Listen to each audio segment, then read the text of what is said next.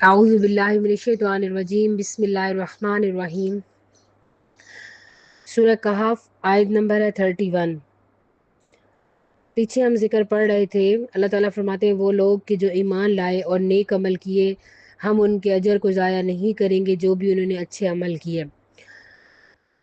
آیت نمبر 31 میں اللہ تعالیٰ فرماتے ہیں اولئک، یہی وہ لوگ ہیں، کون؟ جو ایمان لائے اور انہوں نے نیک عمل کیے، تو یہی وہ لوگ ہیں، لہم ان کے لیے، جنات عدن، باغات ہیں ہمیشگی کے، تجری بہتی ہیں، من تحتہم الانہار، اس کے نیچے نہریں۔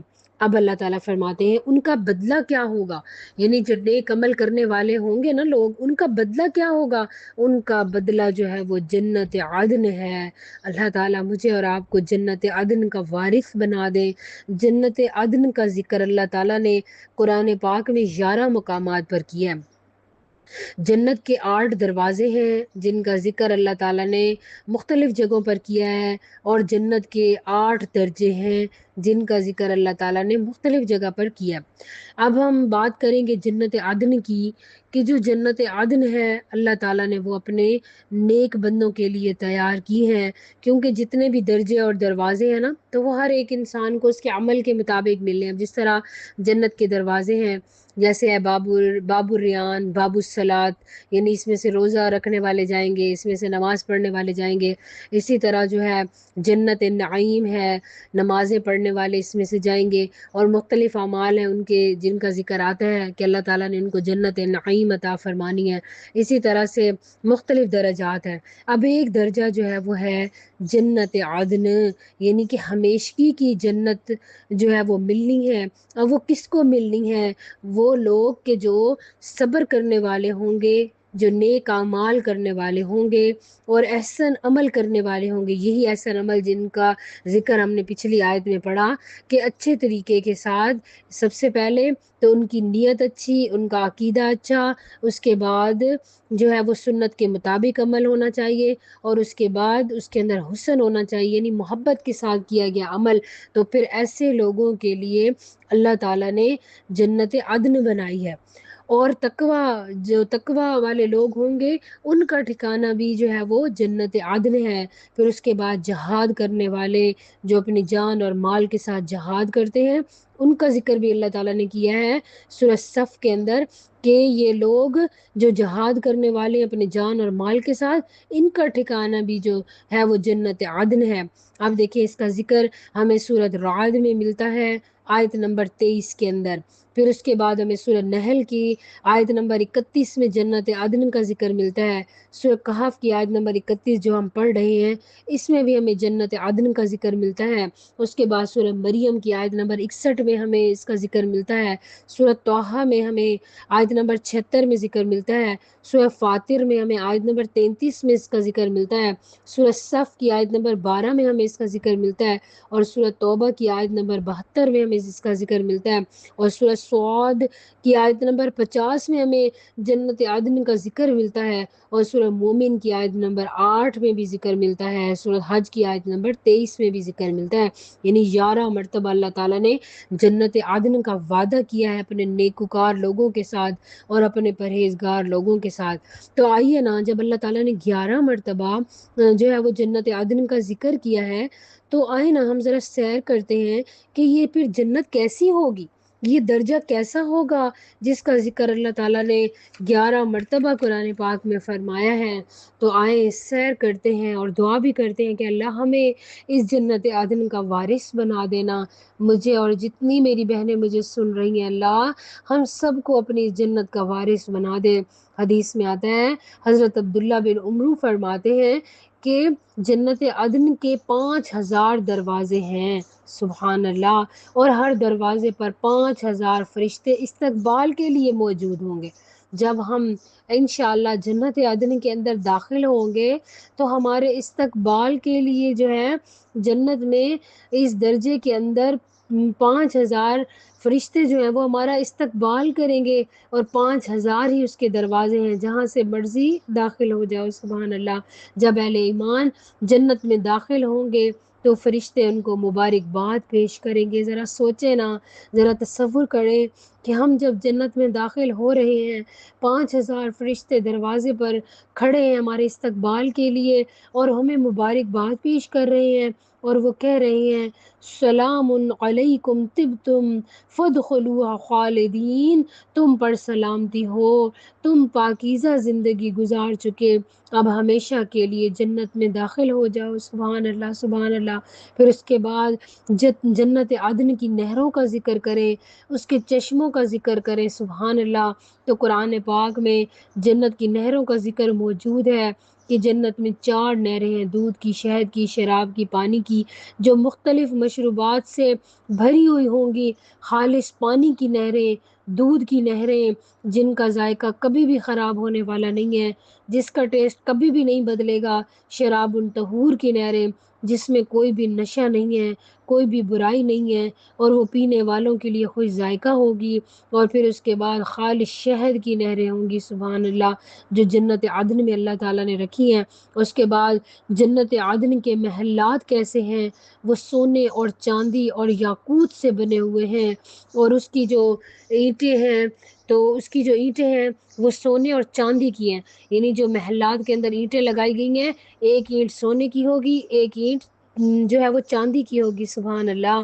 اور پھر اس کے اندر جو گارا ہے تو وہ خالص مشک کا گارا لگایا گیا ہے، سبحان اللہ۔ اور ہر جنتی کو ایسا محل ملے گا کہ جس میں ہزاروں کمرے ہوں گے، اور ہر کمرے میں ہر لمحہ نئی نعمتیں دستیاب ہوں گی، سبحان اللہ۔ ذرا سوچیں نا کہ یہ جنت ہمیں مل جائے تو کیسی ہماری زندگی ہوگی، کتنی پرسکون ہماری زندگی ہوگی۔ اللہ ہمیں جنت میں ایسے ہی محلات عطا فرمانا کہ جس میں ہزاروں کمرے ہوں، جس میں ہزاروں تیری نعمتیں ہوں کہ جو تو نے ہمارے لیے بنائی ہیں۔ اور پھر اس کے بعد جنت کے درخت کیسے ہوں گے، سبحان اللہ۔ جنت کے درخت ایسے ہوں گے، اس کا سایہ اتنا گھنا ہوگا کہ ایک گھوڑا سوار اگر 100 سال تک دوڑتا رہے تو سایہ ختم ہونے والا نہیں ہے۔ اور ان درختوں کے جو تنے ہیں وہ سونے کے ہوں گے، اور اس کے پھل ہر جنتی کے سامنے جھک جائیں گے، قریب ہو جائیں گے۔ اللہ تعالیٰ فرمائیں گے کہ یہ دنیا میں میرے آگے جھکتا تھا، آج میں نے ساری نعمتوں کو اس کے آگے جھکا دیا، جس چیز کے لیے دل کرے گا وہ ٹہنیاں ہمارے سامنے آ کر جھک جائیں گی، سبحان اللہ۔ اللہ تعالیٰ اس جنت میں کون سی نعمتیں ہمیں عطا فرمانے والے ہیں؟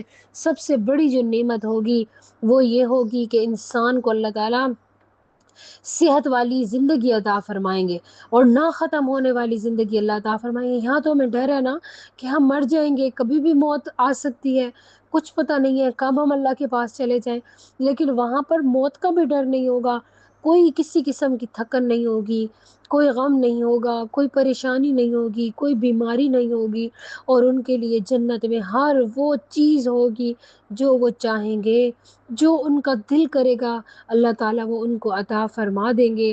تو اب ایک بار ذرا پھر ہم ذہن میں بٹھاتے ہیں کہ یہ کون لوگ ہیں جن کو اللہ تعالیٰ یہ جنت عدن عطا کرنے والے ہیں۔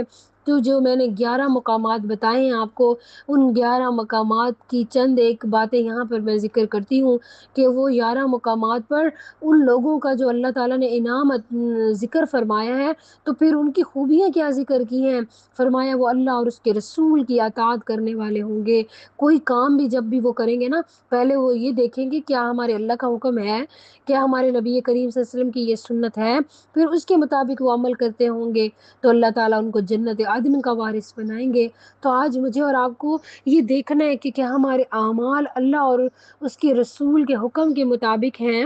پھر اس کے بعد ایمان کے ساتھ نیک عمل کرنے والے لوگ ہوں گے، اور اس کے بعد نماز پڑھنے والے ہوں گے، زکوٰۃ ادا کرنے والے ہوں گے، صبر اور شکر کرنے والے ہوں گے، یتیموں اور مسکینوں کا خیال رکھنے والے ہوں گے، صلہ رحمی کرنے والے ہوں گے، اور لوگوں سے حسن سلوک کرنے والے ہوں گے، سبحان اللہ۔ اللہ کے نبی کریم صلی اللہ علیہ وسلم نے فرمایا کہ سب سے پہلے جو ہے وہ جنت میں کون لوگ داخل ہوں گے؟ میرے نبی کا فرمان ہے، فرمایا سب سے پہلے فقراء اور مہاجرین جو دنیا کی لذتوں سے محروم رہے مگر اللہ کی رضا پر صبر کرتے رہے، دنیا میں انہوں نے کوئی سکون نہ دیکھا۔ بعض دفعہ ہم کچھ ایسے لوگوں کو دیکھتے ہیں کہ جو پریشانیوں ہی میں گھرے رہتے ہیں، اور بیچارے ایسے ہی ایک پریشانی ختم ہوتی ہے پھر دوسری آ گئی، اور کرتے کرتے اتنی پریشانیوں میں گزرتے گزرتے آخر اللہ کے پاس پہنچ جاتے ہیں۔ تو ایسے ہی وہ لوگ ہوں گے کہ جو صبر کے ساتھ زندگی گزارتے رہے ہوں گے، اللہ کی رضا پر راضی رہے ہوں گے کہ اچھا جتنا اللہ تعالیٰ نے مجھے عطا کیا۔ اور اسی طرح مہاجرین، اللہ کے راستے میں ہجرت کرنے والے لوگ، یہ سب سے پہلے جنت کے اندر داخل کیے جائیں گے۔ اور پھر اس کے بعد جنت میں سب سے بڑی نعمت کیا ہوگی؟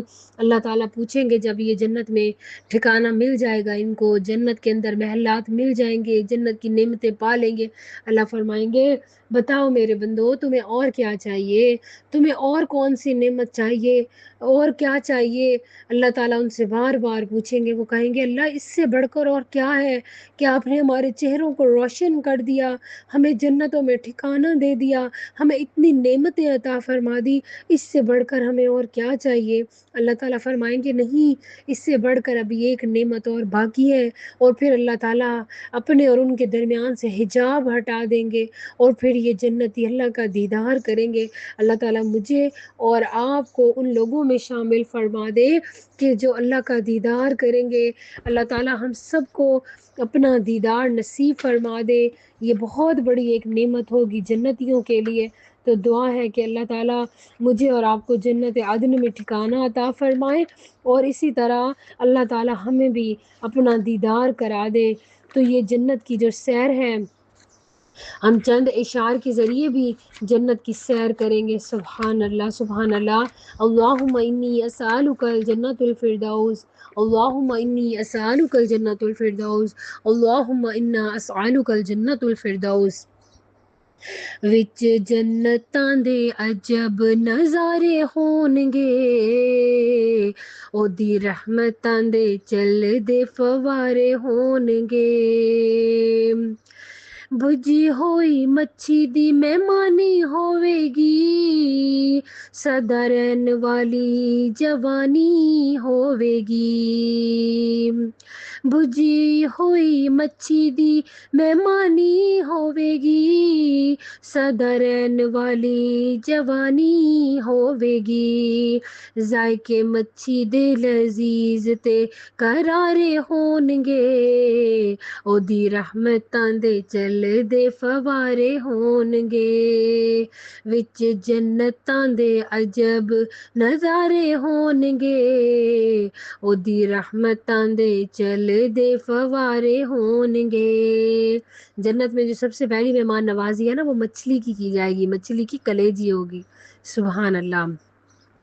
تے داڑھی مچھ کولوں شکل بے نیاز ہوے گی، حسن یوسف دا تے داؤد دی آواز ہوے گی، تے داڑھی مچھ کولوں شکل بے نیاز ہوے گی، حسن یوسف دا تے داؤد دی آواز ہوے گی، تے 33 سالاں دے جوان اوتھے سارے ہون گے، وچ جنتاں دے عجب نظارے ہون گے، وچ جنتاں دے عجب نظارے ہون گے، او دی رحمتاں دے چل دے فوارے ہون گے، کھاندے ون تے سونے اوتھے پھل ہون گے، سونے چاندی دیاں اٹاں دے محل ہون گے، کھاندے ون تے سونے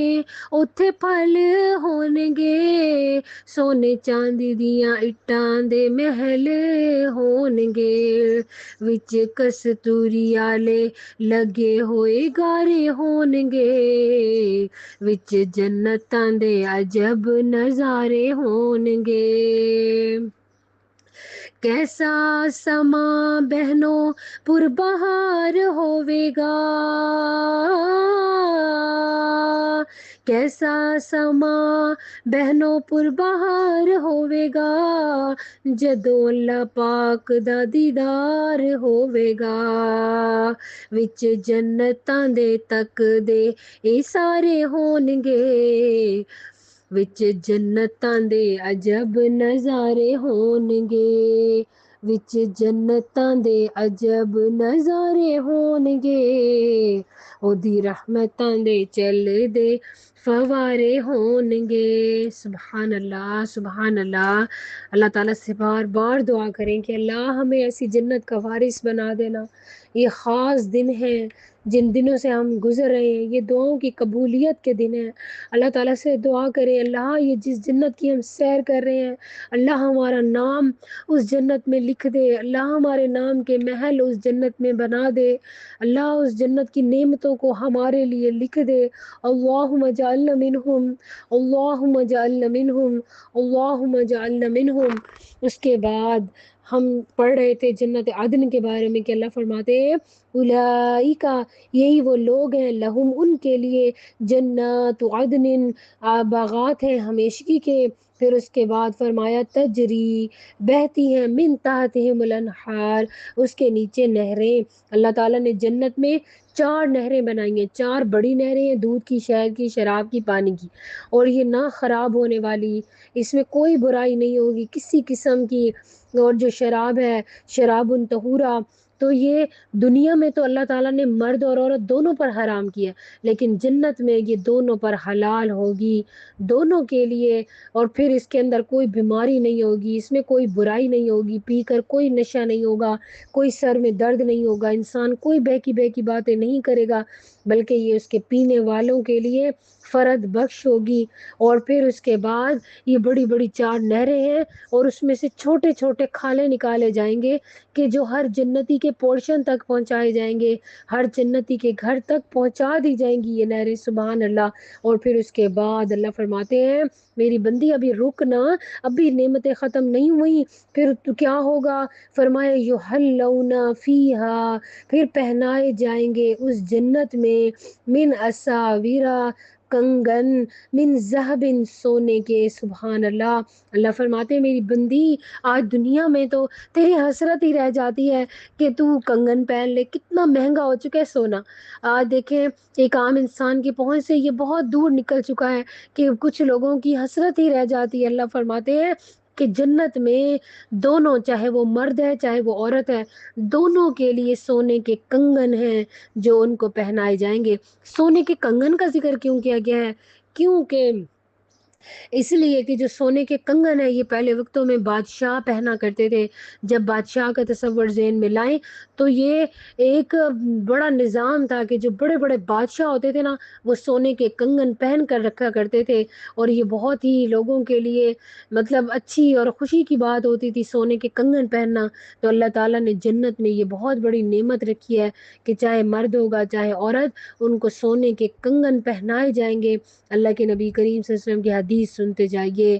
اللہ کے نبی کریم صلی اللہ علیہ وسلم نے فرمایا کہ کل قیامت کے دن کہ جہاں تک اگر وضو کا پانی لگا ہوگا نا بازوؤں پر، تو وہاں تک کل جنتوں میں اس کو سونے کے کنگن پہنائے جائیں گے۔ جب یہ حدیث حضرت ابو ہریرہ رضی اللہ تعالیٰ عنہ سنتے ہیں تو جب وہ وضو کرنے لگتے ہیں، ان کی محبت دیکھیے، وہ جب وضو کرنے لگتے ہیں پوری قمیض اتار دیتے ہیں اور پانی کو بغلوں تک ڈالتے ہیں، اور وہ فرماتے ہیں کہ میں جو ہے یہاں تک سونے کے کنگن پہنوں گا۔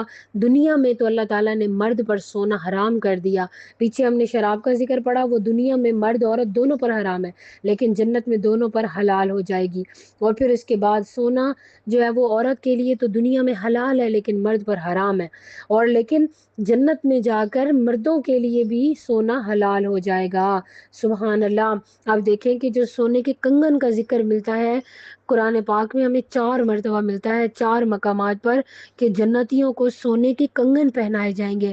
ایک ذکر سورۃ حج کی آیت نمبر 23 میں ہے، اور دوسرا ذکر جو ہم سورۃ کہف پڑھے ہیں آیت نمبر 31 میں، تیسرا ذکر جو ہے وہ سورۃ فاطر کی آیت نمبر 33 میں ہمیں ملے گا، اور چوتھا ذکر سورۃ دہر کی آیت نمبر 21 کے اندر ہمیں ملے گا۔ اور پھر اللہ تعالیٰ سے دعا ہے کہ اللہ تعالیٰ ہم سب کے کلائیوں کے اندر جنتوں کے کنگن پہنا دیں، اللہ ان نعمتوں پر ہمارا نام لکھ دیں۔ اس کے بعد فرمایا ابھی بھی نعمتیں ختم نہیں ہوں گی ان لوگوں کے لیے جو ایمان لا کر نیک عمل کرنے والے ہیں۔ ذرا شان تو دیکھیے نا،